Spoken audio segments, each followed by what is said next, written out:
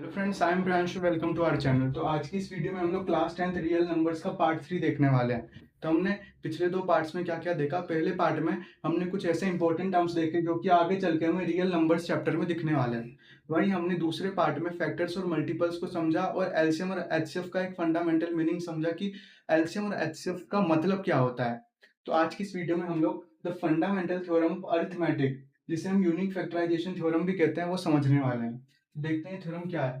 तो थ्योरम कहता है कि every composite number can be expressed as a product of primes and this factorization is unique apart from the order in which the prime factor occurs.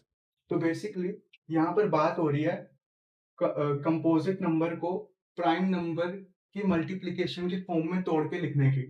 मतलब कि एक तो मैंने कंपोजिट नंबर और प्राइम नंबर का मतलब आपको बता रखा है। इधर प्राइम्स से मतलब है प्राइम नंबर्स, ठीक है ना, प्रोडक्ट ऑफ प्राइम्स यानी कि प्राइम नंबर के प्रोडक्ट में, ठीक है। तो थ्योरम कह रहा है कि दुनिया का कोई भी कंपोजिट नंबर, ठीक है, कंपोजिट नंबर मतलब ऐसा नंबर जो कि दो से ज्यादा नंबर की टेबल में आता हो, जैसे फोर फोर वन की टेबल में आता है, टू की टेबल में आता है और फोर की टेबल में आता है, ठीक। और प्राइम नंबर जो कि सिर्फ दो नंबर की टेबल में आता है, एक तो वन और एक खुद की टेबल में। तो कहना ये चाह रहे हैं, जैसे फोर का एग्जांपल लेते हैं, तो फोर को मैं टू इंटू टू लिख सकता हूँ। तो यहाँ मैंने क्या किया, एक कंपोजिट नंबर को मैंने प्रोडक्ट वो प्राइम नंबर के प्रोडक्ट के फॉर्म में लिख दिया, प्राइम नंबर के मल्टीप्लिकेशन के फॉर्म में लिख दिया। तो यही चीज ये थ्योरम कह रहा है कि ये चीज हम दुनिया के किसी भी कंपोजिट नंबर के साथ कर सकते हैं। हम दुनिया के किसी भी कंपोजिट नंबर को जो है प्राइम नंबर के मल्टीप्लिकेशन और प्राइम नंबर के प्रोडक्ट के फॉर्म में जो है लिख सकते हैं, ठीक है। आगे ये क्या कह रहा है कि ये जो फैक्टराइजेशन होगा ये यूनिक होगा। मतलब जैसे कि फोर के लिए फैक्टराइजेशन क्या निकल के आया, टू इंटू टू। वहीं मैं दूसरा कंपोजिट नंबर लूं, एट, तो यही फैक्टराइजेशन क्या हो रहा है, two into two into two. यानी कि ये दोनों फैक्टराइजेशन अलग है, आपको दिख रहा होगा।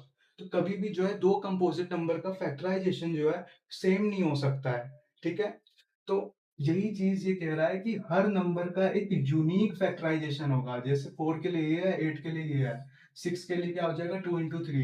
किसी भी नंबर का जो है फैक्टराइजेशन जो है सेम नहीं हो सकता, ठीक है। इसलिए जो है हम इसे यूनिक फैक्टराइजेशन थ्योरम भी कहते हैं, ठीक है। और एक और बात इसने ऑर्डर वाली की है कि जैसे यहाँ मैंने सिक्स को टू इंटू थ्री लिखा, तो यहाँ हम ऑर्डर को नहीं भी देखें तो चलेगा, ठीक है ना। Apart from the order, order पे ध्यान देने की जरूरत नहीं है। जैसे कि टू इंटू थ्री लिख दिया मैंने, तो इसमें मैं थ्री इंटू टू भी लिख सकता हूँ, कोई दिक्कत की बात नहीं है, ठीक है। तो यही था द अरिथमेटिक, यही था the fundamental theorem of arithmetic.